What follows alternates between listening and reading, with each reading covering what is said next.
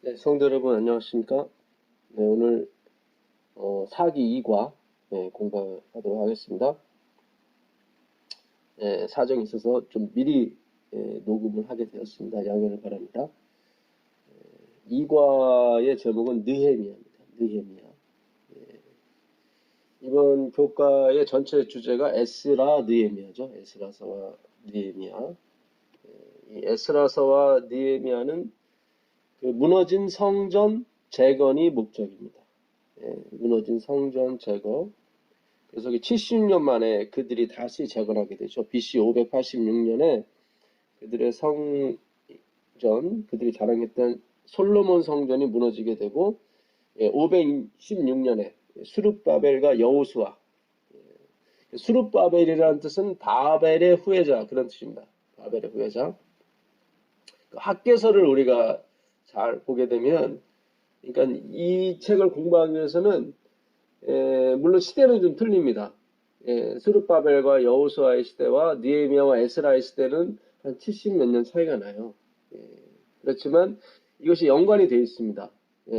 그래서 이번 주 교과의 저자분도 그 전 부분, 그러니까 스룹바벨과 여호수아의 부분이 있고 후 부분, 그러니까 지금 재림을 준비하는 사람이 바로 후 부분이죠. 예. 그러니까 스룹바벨과 여호수아가 성전 재건, 예수님의 초림을 의미할 수 있죠. 예수님의 초림. 그 다음에 느헤미야와 에스라는 예수님의 재림을 의미했습니다. 준비를 하는 거죠. 그래서 이제는 그 성전 건축은 이미 70년 전에 끝났는데,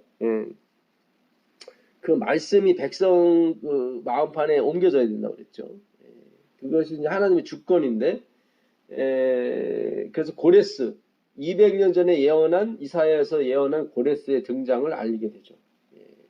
그래서 우리가 하나님의 작정, 예정, 주권에 대해서 우리 공부했었는데 그 느헤미야 에스라가 그 주권의 회복인 것입니다. 그러니까 그 성벽과 성문을 중건하러 가거든요. 그러니까 성벽은 뭐냐면 주권이 미치는 곳입니다. 주권이. 우리가 이제 저도 이제는 집에 담벼락이 있잖아요. 그래서 담벼락 밖에는 주권이 미치지 않죠. 그 집의 주권이. 거기는 이제 나라의 땅이니까.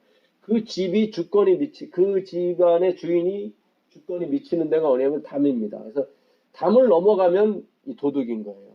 주권을 침입한 거니까. 예.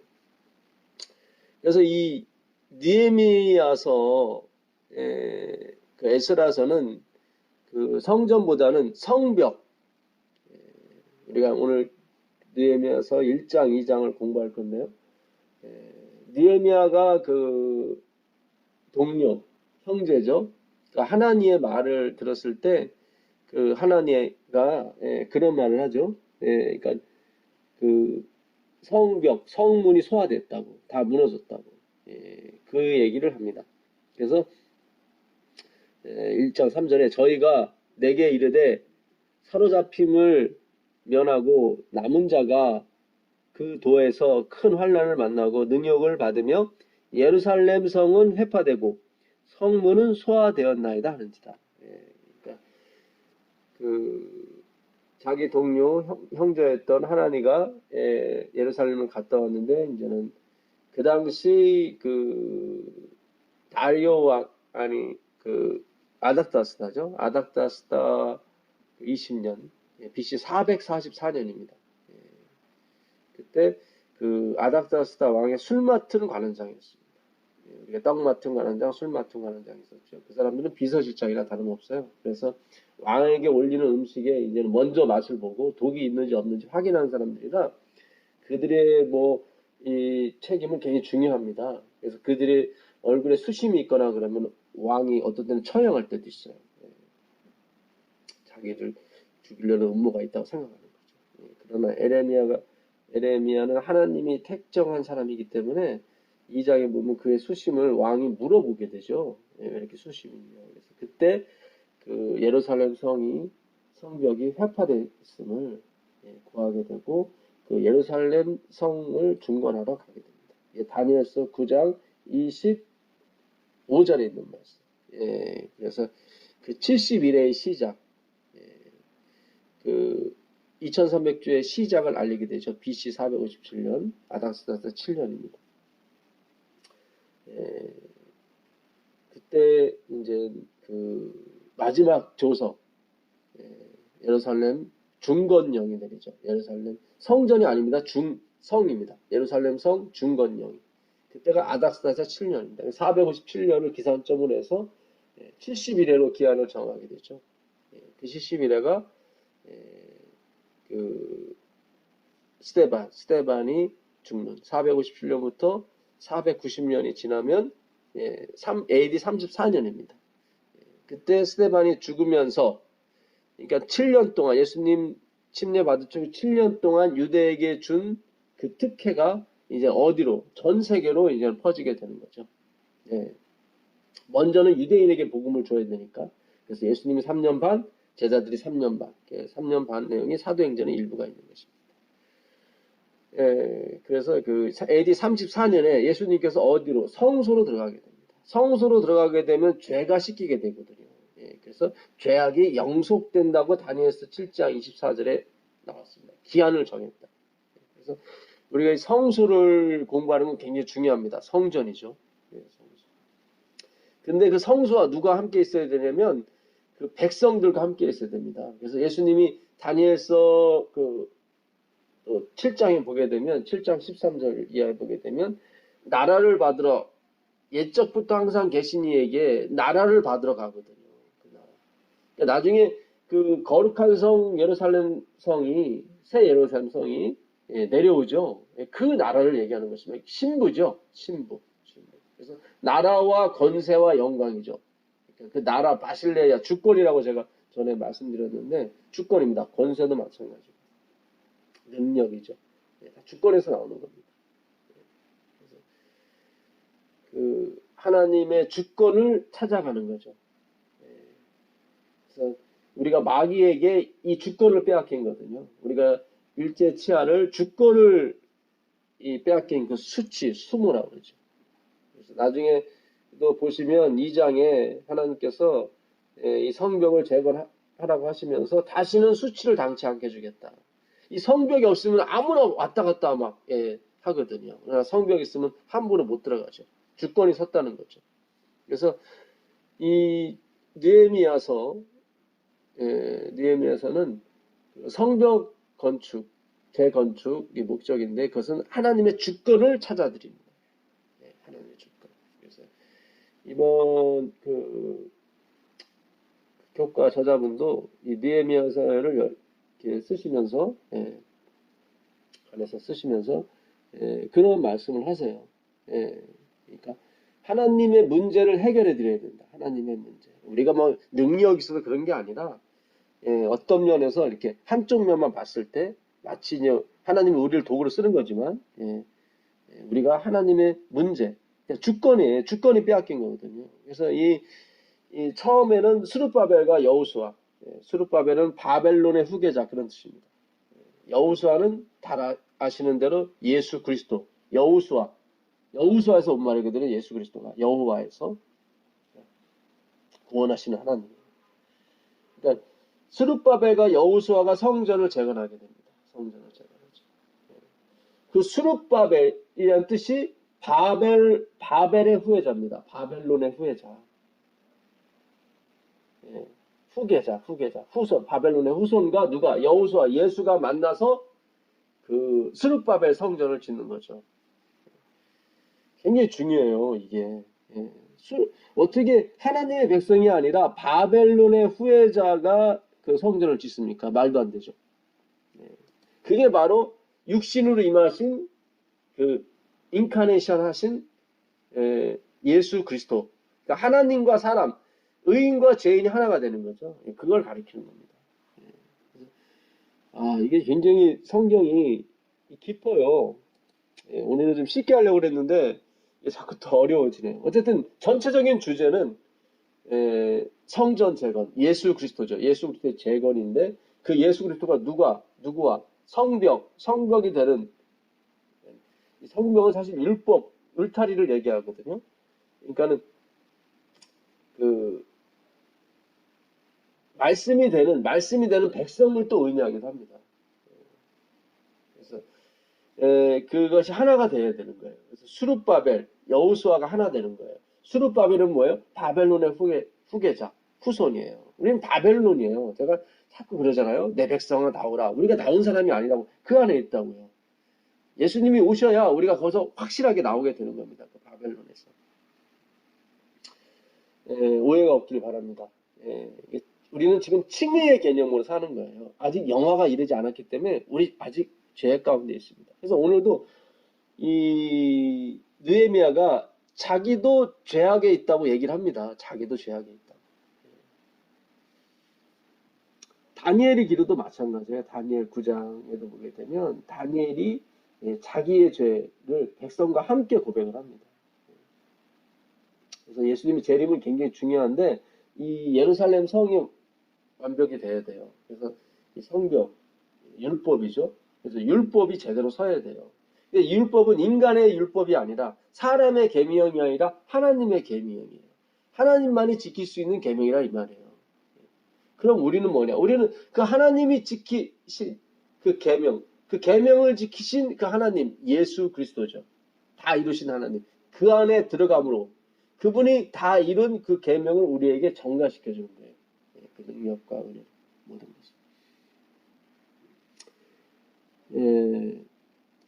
그래서 학개서 1장 1절을 보게 되면 다리오 왕 2년 6월 곧 그 달 초하루에 여호와의 말씀이 선지자 학개로 말미암아 스알디엘의 아들 유다 총독 스룹바벨과 여호사닥의 아들 대제사장 여호수아에게 임하니라. 이 두 사람이 뭐를? 성전을 건축하거든요. 성전을 건축합니다. 그러니까 스룹바벨은 나땡니스를 자기 부인 자기 삭제를 의미하는 거예요. 바벨론의 후예라고 하는 것은 그 뜻이에요. 바벨론은 무너져야 되는, 마땅히 죽어야 되는 존재거든요. 그러니까 이름을 스룹바벨 했다는 것은 하나님이 딱 택정하신 거예요. 2장에 내가 너 택정했다고 나오거든요. 그래서 학개서를 우리가 뭐 2장밖에 없으니까 한번 읽어볼 필요가 있어요. 이거하고 스가랴서 같은 동시대사랍니다. 이건 516년 되죠. 그러니까 우리가 오늘 공부하는 느헤미야, 에스라의 70여 년 전 사람입니다. 그래서 학개 2장에 보시면 학개서 2장을 한번 보겠습니다. 2장 8절 한번 보겠습니다. 2장 8절이 아니라 2장 3절입니다.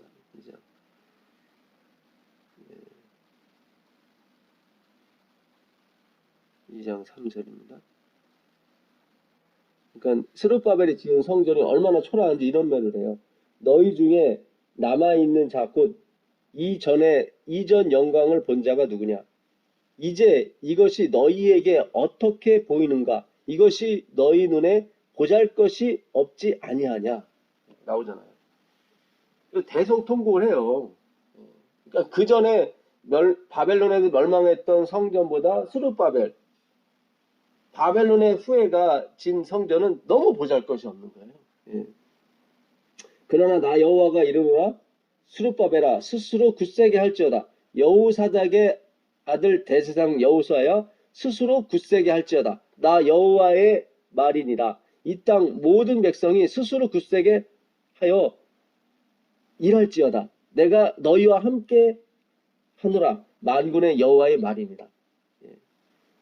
그러니까 이 성전이 이전 영광보다 더하게 돼요. 그게 여기 보시면 7절에 또한 만국을 진동시킬 것이며 만군의 보배가 이르리라. 만군의 보배는 예수 그리스도죠. 내가 영광으로 이전에 충만케 하리라. 만군의 여호와의 말이나. 그러니까 9절에 보면 이전의 나중 영광이 이전 영광보다 크리라. 만군의 여호와의 말이니라. 내가 이곳에 평강을 주리라. 만군의 여호와의 말이니라. 그러니까 이 성전이 갑자기 뭐가 됐냐면 자기 부인 자기 삭제가 된 거예요. 너무 초라해요.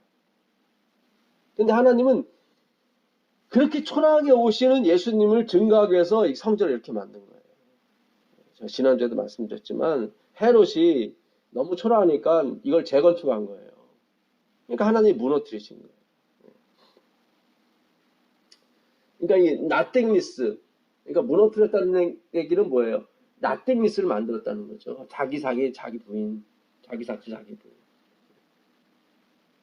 그러니까 스룹바벨과 여호수아가 만나서 이 성전을 짓듯이 우리도 마찬가지예요. 우리도 자기 부인, 자기 삭제가 이루어져야만 뭐예요? 예수님이 오시는 거예요. 그게 영광이에요. 그래야 그분의 영광이 들어간다고요. 그러니까 우리가 이 재림 준비를 막 호화롭게 하시면 안 돼요. 예. 나를 초점으로 맞추시면 안 돼요. 누누이 말씀드리지만 여기서 말하는 느헤미야는 내가 아닙니다. 예수 그리스도예요. 예수 그리스도. 예. 이번에 느헤미야에 대해서 엘렌 G 화이트 부인이 굉장히 칭찬을 많이 합니다. 예. 그 목요일날 한번 보시면 목요일날 느헤미야는 용기를 북돋는 말을 하는 경향이 있었다. 그런 사람들이 자신을 조롱하거나 비웃을 때에도 하나님께 영광을 돌리며 모든 대화에서 하나님에 대한 언급하기를 주저하지 않았다. 예, 그는 뭐 하나님에 대해서 뭐 진짜 목에 뭐가 들어와도 그는 부인하거나 그런 사람이 아니었어요. 마치 예수님처럼. 왜냐하면 느헤미야가 예수님을 가리키고 있기 때문에 그래요. 느헤미야는 유대인들을 향한 원수들의 경멸을 알면서도 돌려 말하거나 대화에서 하나님을 제외시키지 않았다. 예. 그러니까 뭐 좀 입장이 난처했을 때 우리가 막 이렇게 좀 우리 자신을 숨기고 그럴 때가 있잖아요. 근데 느헤미야는 그러지 않았다는 거죠. 자기가 어떤 불이익을 받을지라도 하나님에 대해서 얘기했다는 거죠. 그 예수님이에요. 우리가 아니에요. 애굽의 요셉처럼 그는 하나님을 믿지 않는 백성에게 그분을 선전하는데 두려움이 없었다. 예.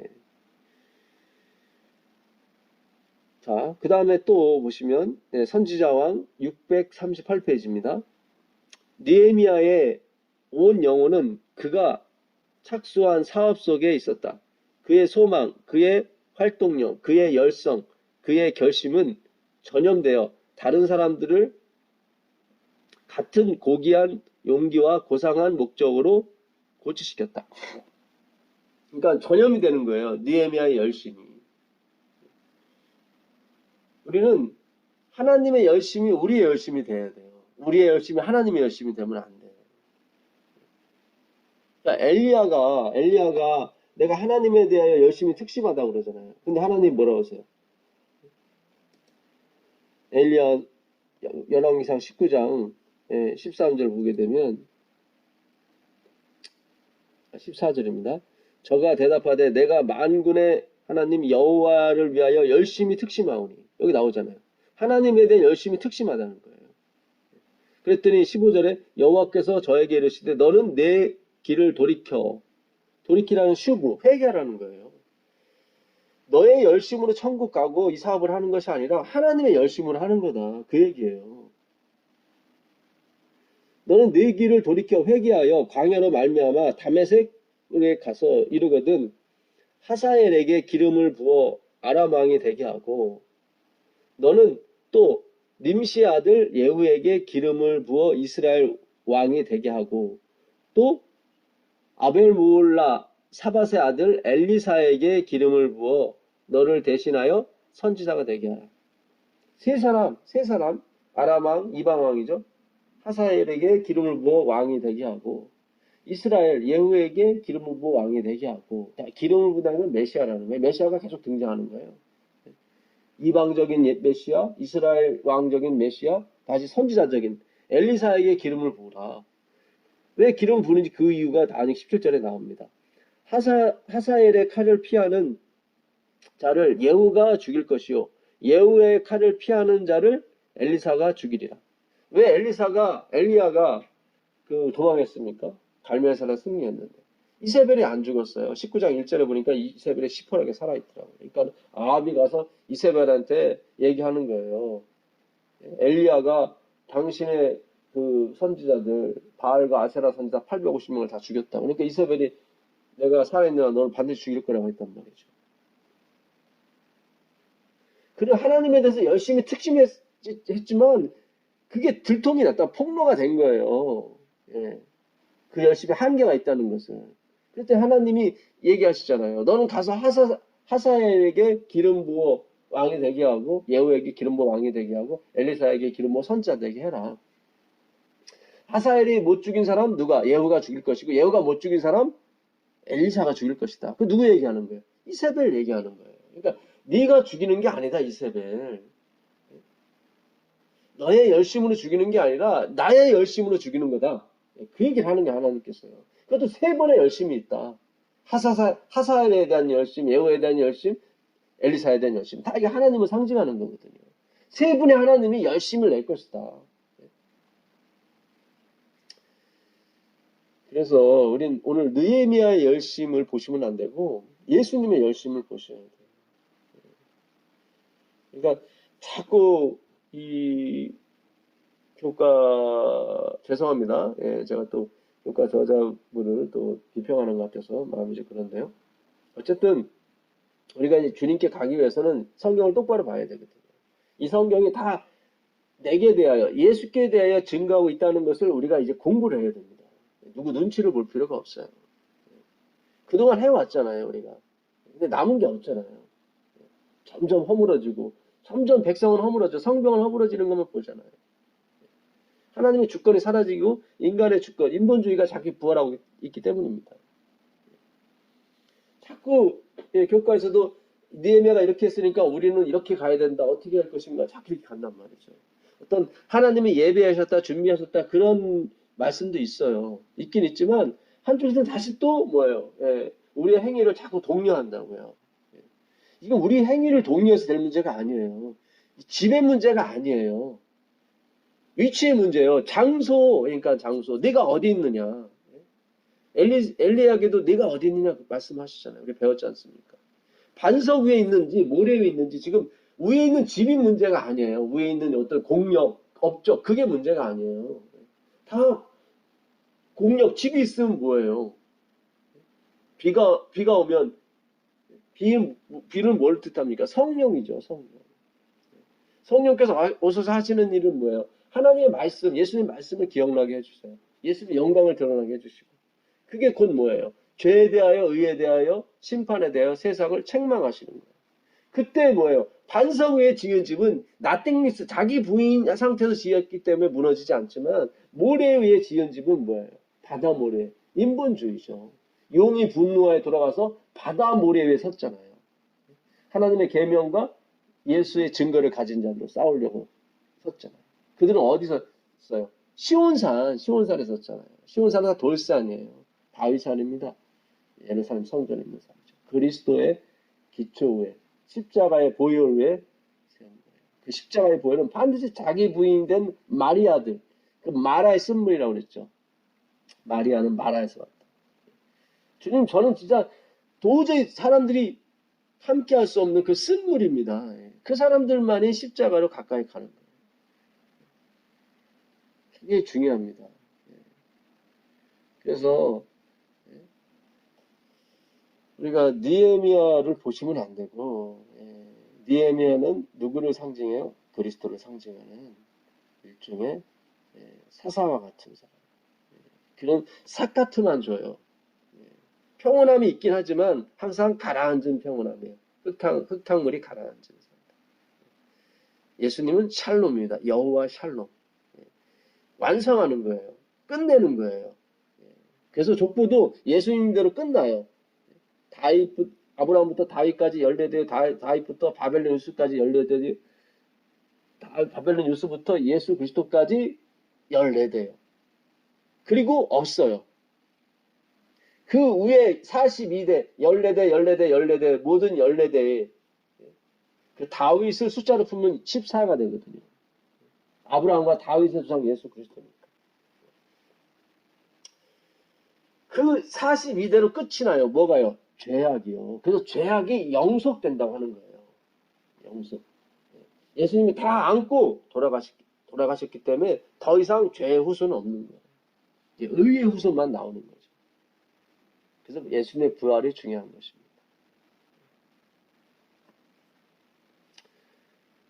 그래서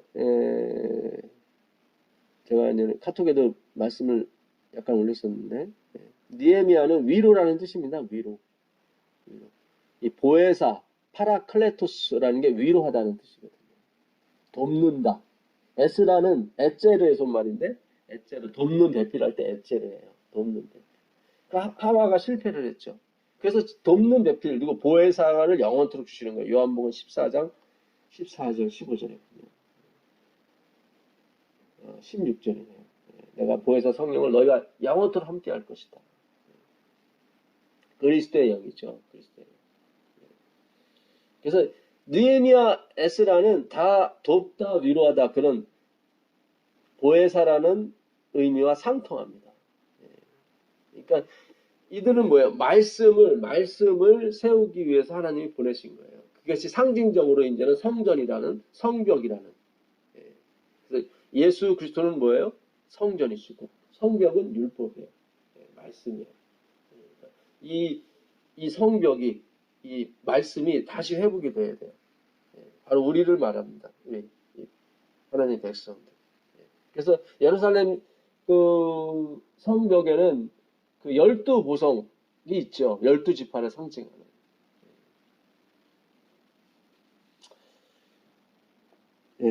그 느헤미야서 1장 가보시면 그 느헤미야의 기도가 나옵니다. 느헤미야의 기도.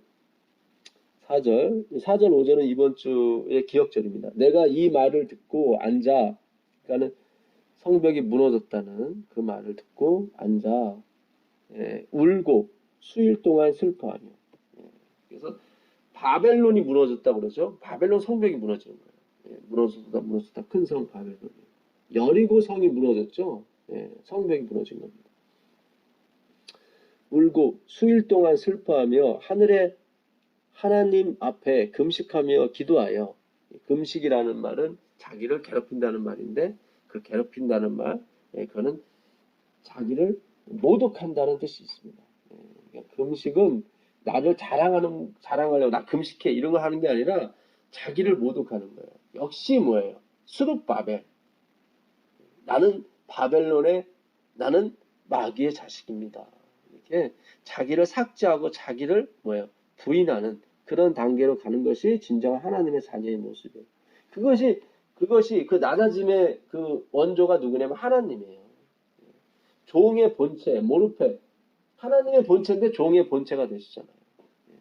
다시 한번 스룹바벨과 여호수아가 만나는 거예요. 그래서 성전이 이루어지는 건데 정말 보잘것없는 성전이 이루어집니다. 근데 이전 영광보다 더 커요. 그러니까 낮아질수록 영광이 큰 거예요. 하나님이 임하심이 더 강력한 거예요. 금식하며 기도하여 가로되 하늘의 하나님 여호와 크고 두려우신 하나님 주를 사랑하고 주의 계명을 지키는 자에게 언약을 지키시며 긍휼을 베푸시는 주여 간구하나이다.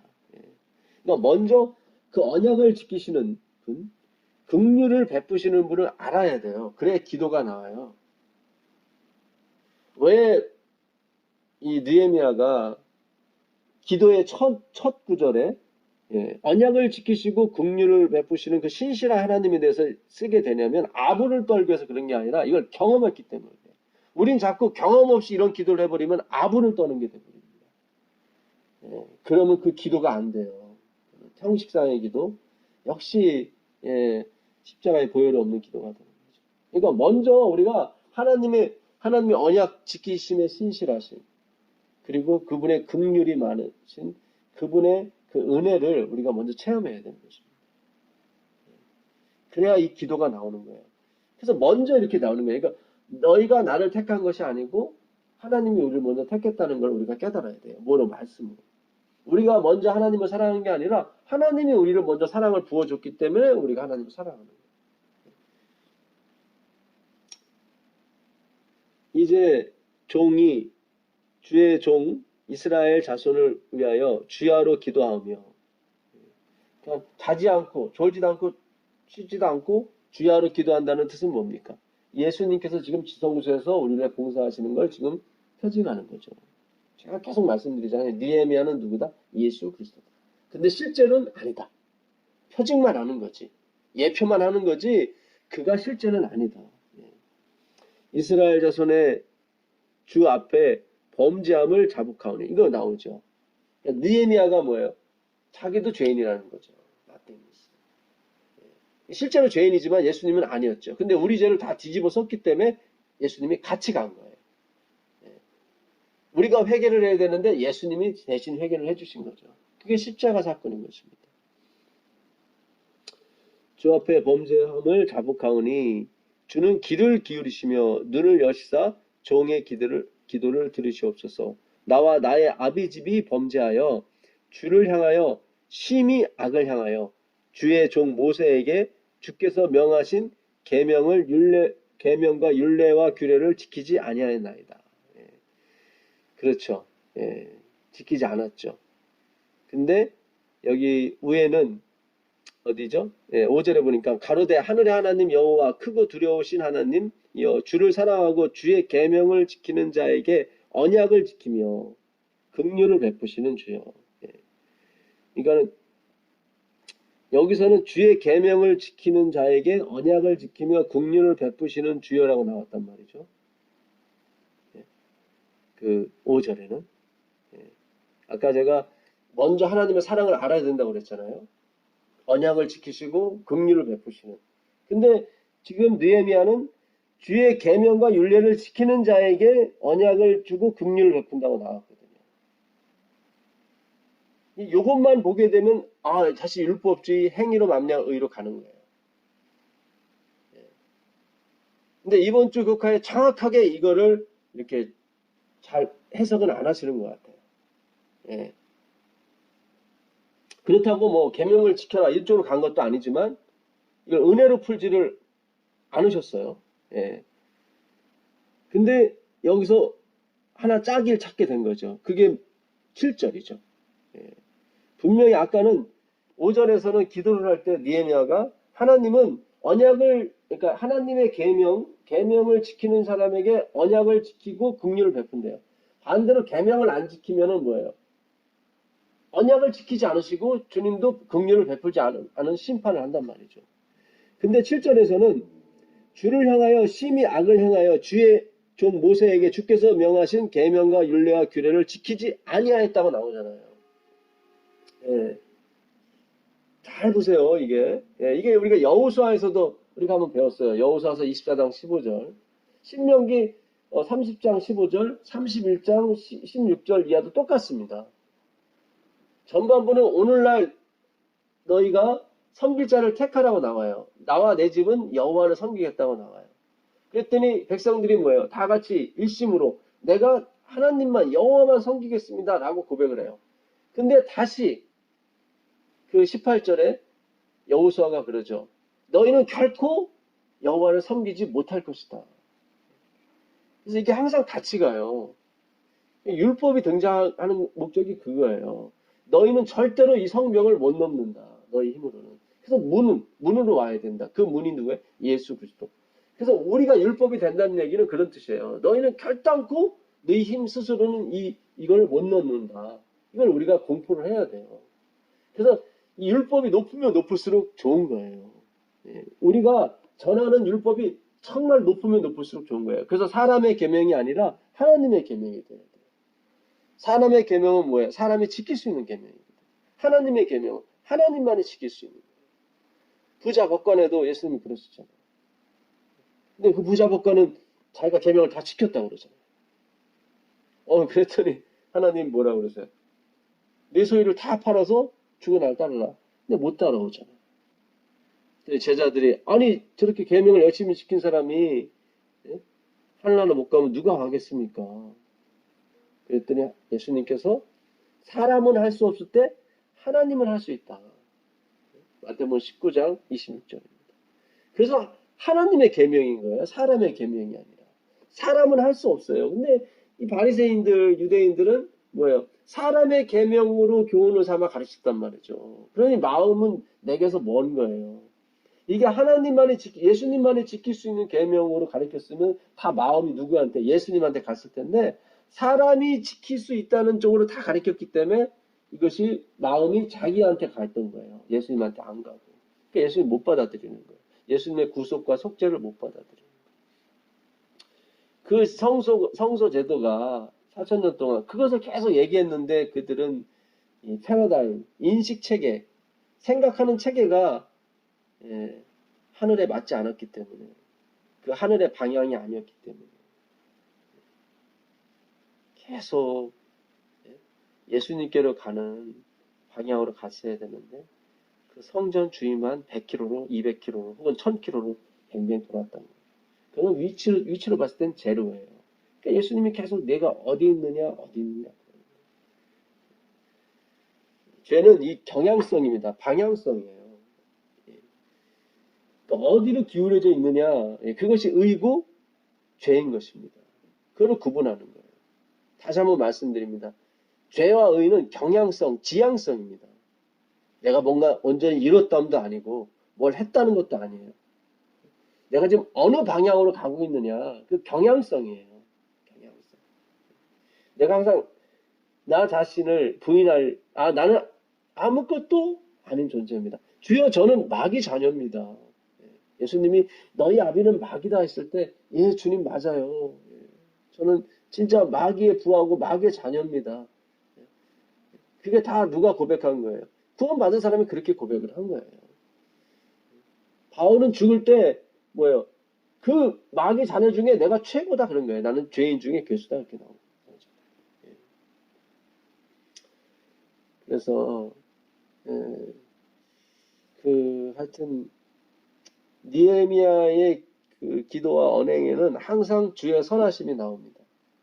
그 자기를 낮추는 그 느헤미야 2장 8절에도 보게 되면 또 왕의 삼림 감독 아삽에게 조서를 내리사 저로 전에 속한 영문의 문과 성곽과 나의 거할 집을 위하여 들보 제목을 주게 하옵소서 하매 내 하나님의 선한 손이 나를 도우심으로 왕이 허락하고 그러니까 자기의 기도 때문에 이게 된 것이 아니라 하나님의 뭐예요? 선하심이 인자함과 선하심이 정녕 나를 따르리니라는 그 시편 23편이 지금 느헤미야에게 응한 것입니다. 하나님은 느헤미야가 아니어도 이 일을 할 수가 있어요. 에스더서에 보게 되면 그 에스더의 삼촌 모르드게가 그 하만에게 절하지 아니하므로 이스라엘 백성이 다 죽게 돼 있었거든요. 그래서 에스더한테 가서 도움을 요청합니다. 너가 가서 왕한테 고해라. 그랬더니 그 왕의 허락 없이 가면 나 죽습니다. 나 30일 동안 왕을 한 번도 본 적이 없다고. 그러니까 왕의 부르심을 받아야 되는데 그때 그 모르드게 삼촌이 이런 얘기를 하죠. 그러니까 그가 12절입니다. 4장 12절 에스더 그가 에스더의 말로 모르드게에게 구하매 모르드게가 그를 시켜 에스더에게 해답하되 너는 왕궁에 있으니 모든 유다인 중에 홀로 면하리라 생각지 말라. 네가 왕후라고 해서 유다인이 아니냐 그런 게 아니다. 너도 유다인이다. 너도 똑같이 당할 것이다.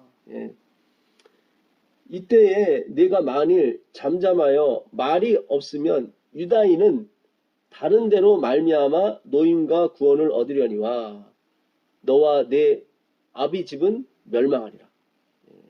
그러니까 네가 이 일을 하지 못한다면 하나님이 다른 사람을 세워서라도 일을 할 것이다. 왜냐하면 하나님의 작정이기 때문에 그 말씀이 다 이루어져야 되거든요. 그러니까 역사의 인물들은 다 이 하나님의 주권과 이 작정에 대해서 다 통달한 사람들입니다.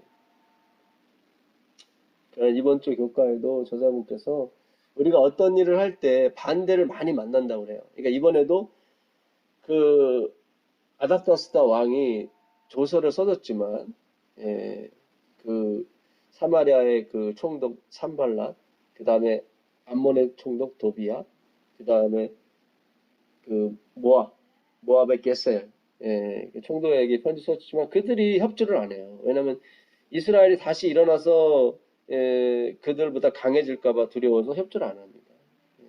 그러니까 그 느헤미야는 외롭죠, 사실은. 이게 진리를 갖고 가는 사람들은 다 외로워요. 다 왕따 당합니다. 반대를 만나죠. 그러니까 우리도 이 길을 가는데 이제 시작이지 않습니까? 두려워하지 마시고 염려하지 마십시오. 하나님이 우리 함께 하십니다. 자, 다시 1장을 가보시면 그래서 느헤미야가 없어도 하나님이 하셔요. 다른 사람 세워서. 그러니까 우리가 자꾸 느헤미야에 초점을 맞추면 안 되고 예수님께 초점을 맞추더라도 느헤미야가 예수님이다. 이렇게 생각하고 우리가 이 문제를 푸시면 됩니다. 느헤미야 1장 8절 옛적에 주께서 주의 종 모세에게 명하여 가라사대 만일 너희가 범죄하면 내가 너희를 열국정에 흩을 것이요 만일 내게로 돌아와서 내 계명을 지켜 행하면 너희 쫓긴 자가 하늘 끝에 있을지라도 내가 거기서부터 모아 내 이름을 두려고 택한 곳에 돌아오게 하리라 하신 말씀을 이제 청컨대 기억하옵소서. 이들은 주께서 일찍 큰 권능과 강한 손으로 구속하신 주의 종이요 주의 백성이니이다. 주여 구하옵나니 귀를 기울이사 종의 기도와 주의 이름을 경외하기를 기뻐하는 종들의 기도를 들으시고 오늘날 종으로 형통하여 이 사람 앞에서 은혜를 입게 하옵소서 하였더니 그때에 내가 왕의 술 맡은 관원이 되었느니라. 여기도 보게 되면 이제는 주의 언약을 이루라고 그러죠. 이루달라고. 10절에 이들은 9절입니다. 9절에 보게 되면 만일 내게로 돌아와서 내 계명을 지켜 행하면 너희 쫓긴 자가 하늘 끝에 있을지라도 내가 거기서부터 모아 내 이름을 두려고 택한 곳에 돌아오게 하리라. 그러니까 내 계명을 다시 지키게 되면 내가 너희들 하늘 끝에 있을지라도 내가 와서 돌아오게 할 것이다. 아무리 멀리 있을지라도. 그 얘기예요. 근데 7절에는 못 지킨다고 나오거든요. 그럼 9절에 이제 우리가 계명을 다 지키오니 뭐예요? 당신의 약속을 지키라고 하는 거예요. 돌아오리라 하신 말씀을 이제 청컨대 기억하소서. 이루라는 거예요. 우린 다 지켰다. 근데 7절에는 못 지켰다고 나오잖아요. 지금 보니까 예수님의 십자가를 깨달은 거예요. 누가요? 느헤미야가. 여러분 잘 보셔야 돼요. 성경을 잘 보셔야 돼요. 다니엘서도 똑같아요. 구조 자체가. 다니엘서도 보시면 다니엘서 9장 한번 가보겠습니다. 다니엘서 9장을 보시면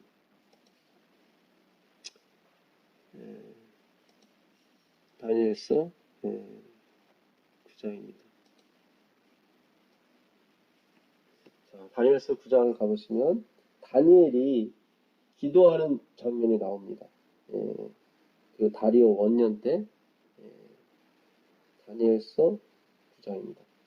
다니엘서 9장 2절 보시면 곧 그 통치 원년에 나 다니엘이 서책으로 말미암아 여호와의 말씀이 선지자 예레미야에게 임하여 고하신 그 연수를 깨달았나니 그러니까 하나님의 작정을 깨달은 거예요. 예루살렘의 황무함이 70여 년 만에 마치리라 하신 것이니라. 이게 예레미야 어디요? 29장 10절에 있거든요. 나 여호와가 이같이 말하노라 바벨론에서 70년이 차면 내가 여기 나오잖아요. 그러니까는 예정이 아니라니까요. 그러니까 우리가 흔히 생각하는 하나님이 이렇게 미리 아시고 미리 정하는 게 그게 아니에요. 여기 보니까 70년이 차면 내가 너희를 권고하고 나의 선한 말을 너희에게 실행하여 너희를 이곳으로 돌아오게 하리라. 여기 나오잖아요. 나의 선한 말씀이죠. 너희에게 실행하게 한다. 그러니까 이제는 너희가 행해야 되는 그 계명 지킴을 어떻게 해요? 내가 들어가서 예레미야 31장 33절에 있는 말씀이죠. 내가 너희의 남편에 대해서도 너희가 나 쫓아오지 않았지 않느냐. 그래서 첫 언약이 망가졌어요. 깨졌어요. 내가 새로운 언약, 새 언약을 주는데 내가 너희 속에 들어가서 뭐예요? 내 법을 너희 마음판에 새겨주겠다고 하잖아요. 그게 십자가 사건이에요. 예수님이 다 이루신 것을 내가 그냥 거저 받는 거예요. 이게 지금 그 얘기하는 거예요. 그러니까 이거는 미래에 있을 어떤 거를 맞추는 게 아니에요. 엘리사는 하나님에 대한 열심으로 살았어요. 근데 하나님이 그러세요. 아니다. 하나님에 대한 열심이 아니라 하나님의 열심으로 네가 살아야 된다. 하나님의 열심. 오늘 재림을 준비하는 우리 재림 교도들에게 하나님이 예수 재림을 고대하는 이 예수 재림 교인에게 하나님이 지금 말씀하시는 거예요. 하나님에 대한 열심으로 살지 말라고. 그러니까 하나님의 열심으로 살 때는 이단 소리를 들어요. 근데 하나님에 대한 열심으로 살게 되면 칭찬 받습니다. 그게 우리가 저번에 공부한 사도행전 22장 3절 내용이잖아요. 내가 율법으로는 흠이 없는 사람이고 내가 율법에 대해 열심히 있고 너희처럼 하나님에 대해 열심히 있는 자다. 그때는 자기가 칭찬받았다는 거죠. 근데 오직 예수, 오직 하나님의 열심 십자가로 갔을 때 나사렛 이단이라는 소리 들었던 것입니다. 자, 그래서 그 70년이 하나님의 작정이 됐다는 것을 알게 됐어요. 그때도 금식하죠. 3절 내가 금식하여 베옷을 입고 죄를 무릅쓰고 주 하나님께 기도하며 간구하기를 결심하고 내 하나님 여호와께 기도하며 자복하여 이르기를. 여기도 자복이 나오잖아요. 크시고 두려워할 주 하나님, 주를 사랑하고 주의 계명을 지키는 자를 위하여 언약을 지키시고 그에게 인자를 베푸시는 자신. 여기도 똑같이 나와요. 다니엘이나 느헤미나 마찬가지예요. 하나님은 계명을 지키는 사람들한테 은혜와 어떤 언약을 지키신다. 근데 우리는 계명을 지키지도 않았는데 하나님이 언약을 지키시고 은혜를 주잖아요. 그 예수님이 대신 지켰기 때문에 그래요. 그걸 속죄, 그걸 구속이라고 하는 것입니다. 이거 굉장히 중요합니다. 그러니까 이 기도문 자체에도 복음이 다 들어가 있어요. 그러니까 1장, 우리가 아까 5절, 7절, 9절, 이걸 잘 비교해 보세요. 느헤미야서 아까 말하는 겁니다. 다니엘서 9장과 똑같이 구조가. 우리는 이미 범죄하여, 여기 나오잖아요. 패역하여, 행악하며, 반역하여. 우리라고 표현됐으니까 다니엘도 포함된 거예요. 이 패역이라고 된 단어는 100만 번 기회를 줘도 똑같은 행동을 할 때 쓰는 표현이에요. 그러니까 다윗이 시편 51편에 그 우리아를 죽이고 바세바를 취하고 나서 그 나단 선지자로부터 정죄를 받았을 때 그가 쓴 시가 그 시편 51편 아닙니까? 내 죄가 항상 주 앞에 있고 내가 뭐예요? 내 어미가 죄악 중에 날 잉태했고 그러니까 나는 그냥 죄 덩어리라는 거예요. 그러니까 그 기도문에는 내가 똑바로 살겠습니다. 이런 말이 하나도 없어요. 왜냐면 똑바로 살 수가 없기 때문에 이건 내 결심으로 되는 게 아니거든요. 내 열심으로 되는 게 아니에요. 주는 제사와 나의 하나님의 열심을 기뻐하지 않는다고 나오잖아요. 제사와 번제를 기뻐하지 아니하셨으니 주께서 원하시는 제사는 상한 심령이라 하나님의 열심, 그 상한 심령을 치료하시는 하나님의 열심을 좋아하시는 거예요. 그래서 내 영을 새롭게 하시고 내 영을 재창조해달라고 하는 거예요. 그 수밖에 길이 없는 거예요. 그러니까 예수님이 오셔야만 가능한 거예요. 그 재창조. 이 썩어질 것이 썩지 않을 것을 입는 것은 예수 재림밖에 없는 것입니다. 여러분 진정한 예수 재림 교인이 되세요. 재림 교인이 아니라 예수 재림 교인이 되셔야 돼요. 예수 재림 교인. 그래서 다니엘서 9장에 좀 더 보시면 13절을 보시겠습니다. 13절을 보시면 모세 율법에 기록된 대로 이 모든 재앙이 이미 우리에게 임하였사오나 우리는 우리의 죄악을 떠나고 주의 진리를 깨닫도록 우리 하나님 여호와의 은총을 간구치 아니하는. 그러니까 계속 내가 뭘 했다고 하려고만 했지 여호와의 은총 십자가를 간구하지 않았다 이거예요. 그걸 지금 회개하는 거예요. 참 요때가 다니엘의 85세입니다. 85세. 이게 다리오 원내니까 539년이거든요.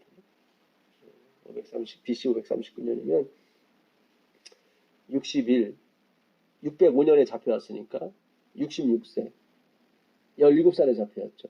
66년 동안 있었던 거예요. 어디 바벨론에. 여러분 바벨론은 아니, 다니엘은 이걸 깨닫지만 돌아가진 않습니다. 잘 생각하세요. 다니엘은 돌아갔다는 말이 없어요. 연수가 70년이 찼단 말이죠. 그럼 자기 돌아가야 될 거 아니에요. 안 해요. 안 돌아가요.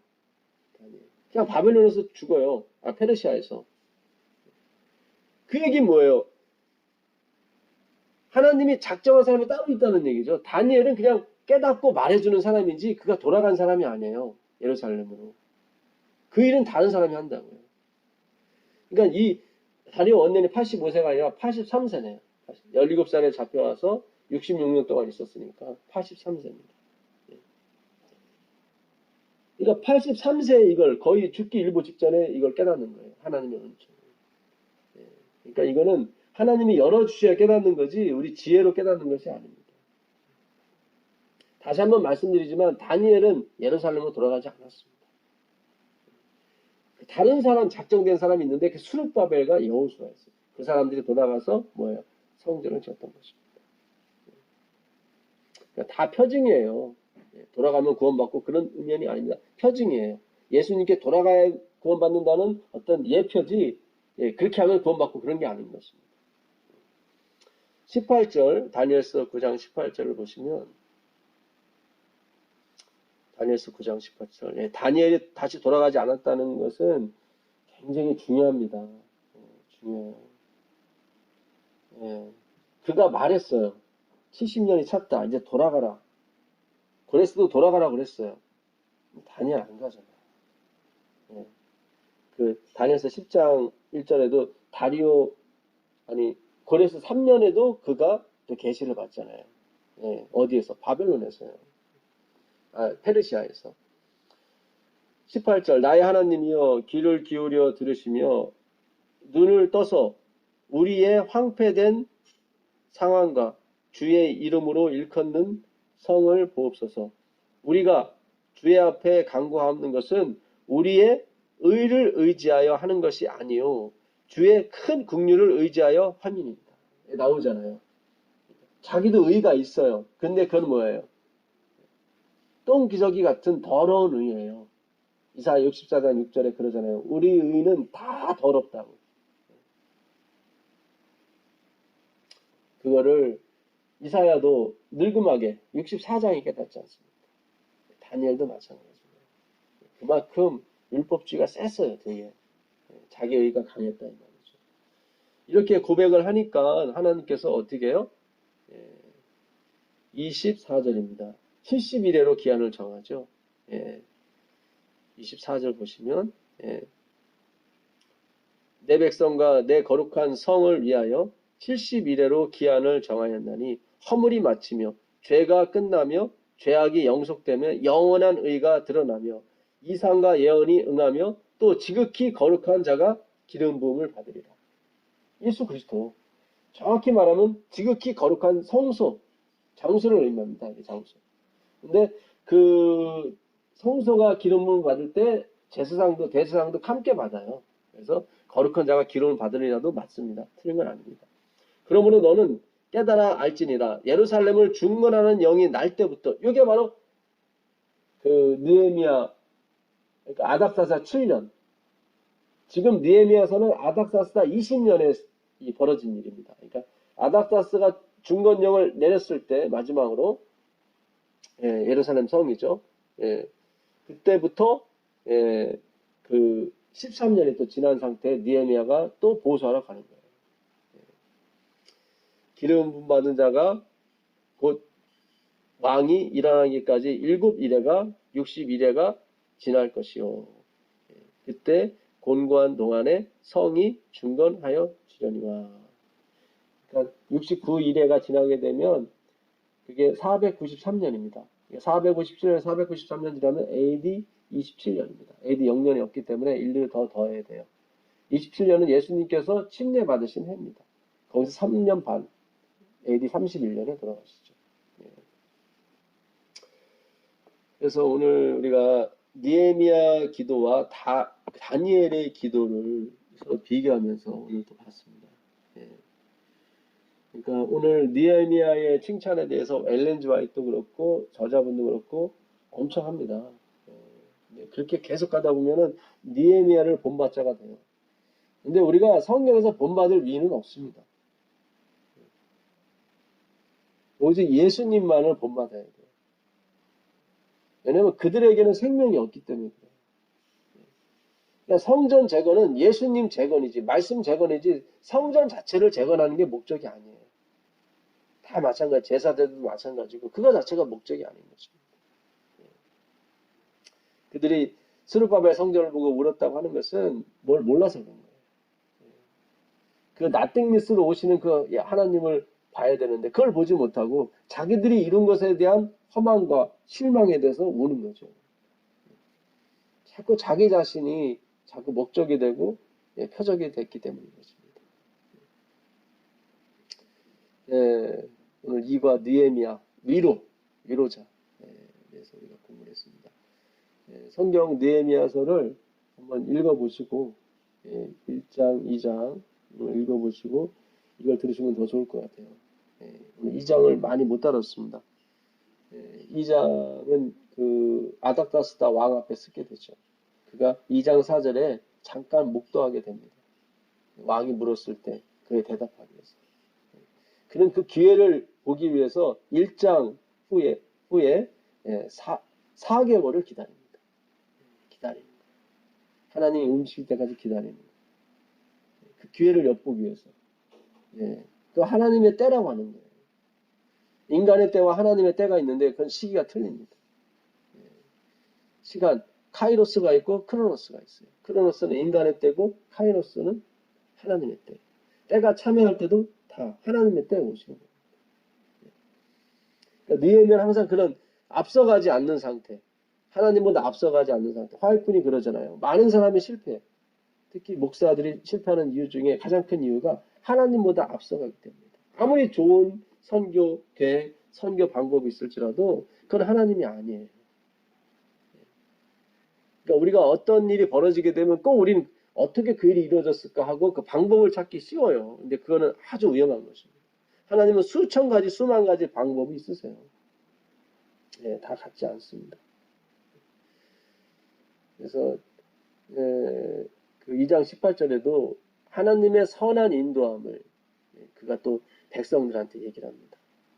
그러니까 다 하나님의 주권에 대해서 백성한테 가르침으로 백성들이 정말로 그 하나님의 그 선하심에 으쌰으쌰해서 5장에 가보면 52일 만에 70년이 걸려도 안 됐던 일을 52일 만에 이루어지게 됩니다. 그러니까 그 성벽의 역사가 52일 만에 마친이라고 나오거든요. 그래요. 이 하나님, 예수님을 앞세울 때 70년, 140년이 돼도 못했던 일을 단 52일 만에 해내는 그 기적이 일어납니다. 이 백성들이 그 하나님의 선하심의 도움의 은혜를 받아서 자기 집 앞에 있는 성벽을 자기가 다 보수해요. 그러니까 갑자기 다 맞춰지는 거예요. 이 재림 운동은 예수 재림 운동은 그렇게 맞춰지는 것입니다. 그래서 여러분들이 교사가 돼야 돼요. 저 혼자는 힘듭니다. 그리고 이거는 얼굴과 얼굴을 마주 보면서 공부를 하셔야 녹음을 해서 전할 게 아니라 진짜 속에서 우러나오는 그 어떤 그 영에 의해서 서로가 교감이 이루어지고 서로가 이렇게 하나가 되는 그런 것이 필요한 것입니다. 제가 뭐 녹음해서 돌리지 마라 그런 얘기가 아니라 이건 과정이고요. 우리의 목적이 있다 이 말이죠. 그걸 향해서 가셔야 돼요. 지금이야 뭐 어쩔 수 없이 장소가 여의치 않으니까 우리가 녹음을 통해서 듣는 수밖에 없지만 하나님의 어떤 자비하신 그 은혜와 긍휼에 의지하다가 보시면 반드시 어떤 그룹이 이루어지게 될 거예요. 그때 하나님의 성령께서 함께 하십니다. 그래서 두세 사람이 모인 곳에 내가 함께 할 것이라고. 두세 사람이 내 이름, 내 말씀이죠. 예수 그리스도의 말씀으로 모인 곳에 분명히 내가 성령, 주의 영의 형태로 있을 것이다 그랬어요. 그 놀라운 은혜가 이 소그룹, 이 교과를 공부하는 소그룹에게도 함께 하시기를 축원하면서 오늘 공부를 마치도록 하겠습니다. 하늘에 계신 아버지 하나님 감사합니다. 느헤미야서를 통해서 우리에게 은혜와 은총을 베풀어 주셨습니다. 예, 어려운 책입니다. 제가 쉽게 풀 수 있도록 성령님 쉽게 가르쳐 주시옵소서. 예수 그리스도의 이름으로 기도합니다.